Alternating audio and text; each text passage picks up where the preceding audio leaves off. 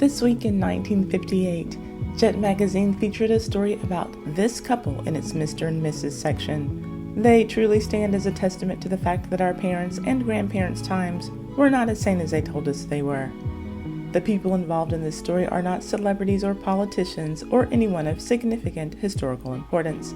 They are just plain old everyday civilians like you and me, who got involved in some hot mess. Well, maybe not exactly like us. I'll share their story, and then you can decide if they were like you. Let's get into it. But first, if you like these videos about the most scandalous people from yesteryear who make Ty's Hot Mess History a time capsule for the culture, subscribe and hit the notification bell so that you can know every time that I upload one of these videos or every time that I live stream. And comment "I subscribed" in the comment section so that I can say hello to you. Now, on to why you are here. Today's story comes from this issue of Jet magazine dated November 27th, 1958. The article is titled, "New York Heiress Denied Separation from Charles Banks." Not a lot to the title, but there's a lot to this story. And it reads, quote, "White real estate heiress Helen Leidesdorf Banks was denied a legal separation from her Negro husband, Charles A. Banks, after she admitted in a New York court that she offered $2,000 to White and Micardoli to testify that she was intimate with Banks. Twice divorced, Mrs. Banks, who will one day inherit between $7 and $10 million, complained that her 46-year-old ex-dancer, ex-liquor store owner husband cuffed her around and mistreated her. However, the court observed that the alleged mistreatments occurred in Harlem bars and apartments during the early hours of the morning." End quote. You all always want to know if I have some extra info besides these tiny little paragraphs that Jet gives us. Sometimes I don't. This time I do. Mainly because from the moment that these two got married, Jet magazine followed their story as if they were the hottest celebrities of the 1950s. In case you haven't been here for a while, Jet magazine just loved the stories about interracial marriages between black men and white women, even though they rarely ended well. And this one is no different. So I'm going to tell you a few of their moments that led up to our story from today, in which our lucky wife is trying to pay a woman to lie about having sexual relations with her black husband just so that she can get rid of him. I have 12 different stories, all from Jet magazine, and these 12 are not the only stories that Jet covered about this couple. The magazine was obsessed with these two. Here we go. January 12, 1954, Jet celebrates their union, describing her as a twice-divorced heiress to millions, and describing him as a 43-year-old Negro dancer. Yep, sounds equally yoked to me. What could possibly go wrong? Now, it says that he was a dancer at Harlem's Church of the Master. So, was he a praise dancer? I didn't know that you could get paid for that. Anyway, they met and hit it off and got married 3 months later. She brought a 13-year-old son into the marriage, and she had previously been married to 2 rich white men. January 28, 1954. At this point, the couple hadn't been married for a full month. They got married on New Year's Eve of '53. So, keeping in mind that Jet printed their stories roughly 2 weeks after the events occurred, that would mean that only 2 weeks after Charlie and Helen got married, he hired a lawyer to revoke power of attorney over his wife's money, which was held by her father. By the way, her father earned his millions as a CPA and through high-end real estate investments. He owned multiple blocks on Park Avenue. February 25th, 1954, she moved from her $472 a month Park Avenue home into his $80 a month flat in Harlem. Just for the sake of comparison, paying $472 in 1954 is equivalent to renting a place for a little over $5,200 in today's 2022 money. May 6, 1954. Charlie and Helen made it to the cover of Jet magazine. If there had been any wonder about what his motives were for marrying her, the title of the cover story probably made it clear. Men Who Married Money. That whole story can be a scandal for another day. November 7th, 1957, he was thrown in jail for criminal contempt. He was supposed to produce promissory notes that belonged to his wife. They were worth $80,000. By this time, Jet was reporting that the couple had been separated for a year and a half, and that they had been in court several times over a number of different issues. She had filed for divorce and listed adultery as one of the charges. The promissory notes were given to Charles from Helen in order to help him establish credit for the liquor store business that he opened with money from Helen's father. The very next month, December 26, 1957, Charles was threatened with eviction from his Harlem liquor store. November 6, 1958, Helen sued Charles for illegal separation. She claimed that her Negro husband slapped her around in a Harlem bar and that she paid all of his bills from her $2,500 monthly real estate income. Charles testified to borrowing roughly $200,000 from her father to start the liquor store and a magazine publishing company that went out of business almost as soon as he started it. That story brings us to today's story from November 27, 1958. The judge denied her legal separation. Why? Because she admitted that she offered to pay another white woman to lie under oath and testify that she had been intimate with her husband. That woman's name was Ann McArdoli, and Helen offered her $2,000, which in 1958 had the same buying power as $20,600 today.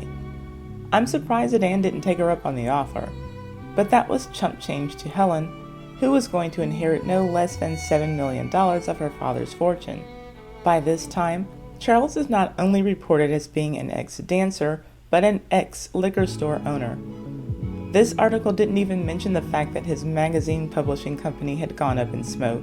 They hadn't even been married for a full 5 years, and Charles had burned through $200,000, just over $2 million in today's money. And he was unemployed with absolutely nothing to show for all of that money that had passed through his lazy Negro hands. But it was the last sentence of today's short story that really got my attention. Remember, quote, however, the court observed that the alleged mistreatments occurred in Harlem bars and apartments during the early hours of the morning, end quote. That mistreatment is Helen's claims of her husband hitting her. So, the way that this story is written, it sounds like her claims were dismissed because they happened in bars in Harlem in the wee hours of the morning. Is that how you understand this? Let me know in the comments section. If that's what this means, what the hell? March of 1959, an unwed bookkeeper filed a paternity suit against Charles, who was still married to Helen, claiming that he fathered her son. October 10, 1968. Helen's father died, and a number of details about her marriage to Charles were printed in papers, some old, some new. Her father was 86 and was known to hobnob with Albert Einstein and John D. Rockefeller Sr. Apparently, Helen was able to get Charles removed from her mansion after hiring 3 private detectives whose info helped her to secure an ejection order. The article from her father's death shows that it was not $200,000, but in fact $350,000 that her father put into her husband's hands for his businesses that failed. When Helen threw her husband out of their mansion, 2 of his nieces were living with the couple, so Charles tried to take Helen down with kidnapping charges. It didn't work. October 31st, 1968, it is reported that while Helen's father left money for the United Negro College Fund, the United Jewish Appeal, and one of his employees, he made, quote, no provision for his daughter, leaving Helen with nothing. In his will, he stated, quote, I make no provision in this will for my daughter, Helen L. Banks, because she is otherwise amply provided for, end quote. Of course, Helen planned to contest the will. Which brings us to our final story that Jet printed about Helen, which was published on December 7th, 1968. And in it, she came for her brother's money. Her father left half of his estate to charity and $7 million to her brother, Arthur. Well, Helen wanted half of his half. She took her brother to court to get $3.5 million. She claimed that her brother, or, quote, some person acting with him, exercised fraud and undue influence on her father, end quote. She said that her father was not of sound mind or memory when he signed the will. Naturally, many wondered if Helen was disinherited for marrying a black man. And while many of her father's friends admitted that he was shocked by her choice of a poor Negro for her third husband, especially when considering that her first two husbands were white millionaires, no one seemed to think that her father withheld the funds simply because her husband was black. After all, her dad started funneling big money to Charles just weeks after Helen married him. Remember that updated figure of $350,000 that Charles got from his father-in-law? Yeah, we need to change that to at least $450,000. Helen's father's death reports also revealed that he had given his son-in-law an extra $100,000 to invest in an Atlanta-based radio station, as well as, quote, plenty of walking around money from time to time. Oh well, at least she still had her beautiful home in the wealthy county of Westchester. I searched a few newspaper archives to find out how contesting the will worked out for Helen. I didn't find that info, but I did see that her brother went on to be very successful in a number of business ventures, and he married a beauty queen, a lady named Tova who was once Miss Israel. And apparently, years before it happened, he also predicted that Donald Trump would one day become the President of the United States. So it seems like Helen Leidesdorf would have had some trouble getting her father's money out of her brother's hands. Do you know who else had some trouble getting money from their father's will? The son of Teddy Pendergrass, Teddy Pendergrass Jr. I published a video about that story that you can see here.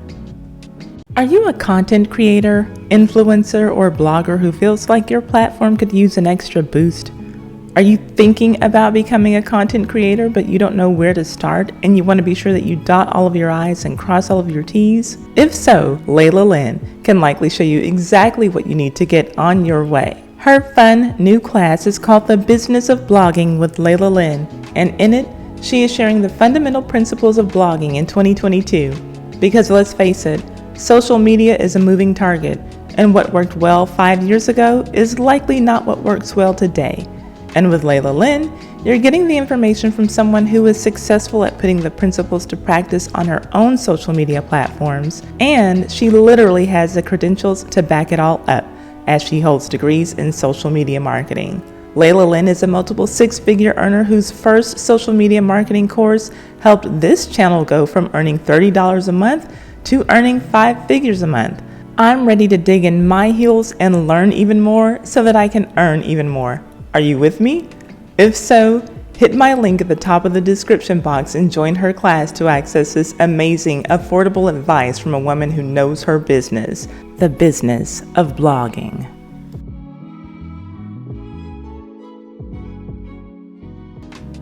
If you have a business, product, service, YouTube channel, or social media account that you would like to promote on my channel, email me at tiwan@tisaidwhattisaid.com to get rates for advertising on my community tab, my live streams, and or my edited videos, just like this one. Thank you so much for tuning in to the Ty Said What Ty Said channel. Please leave a thumbs up and comment so that we can get a discussion going. And share this video on all of your social media, especially your Facebook. That really helps me out a lot. And subscribe and hit the notification bell so that you can know when my next video is ready for you. And if you don't like what I'm saying but you love it, feel free to hit that thanks button just below your video screen there and send me some donations.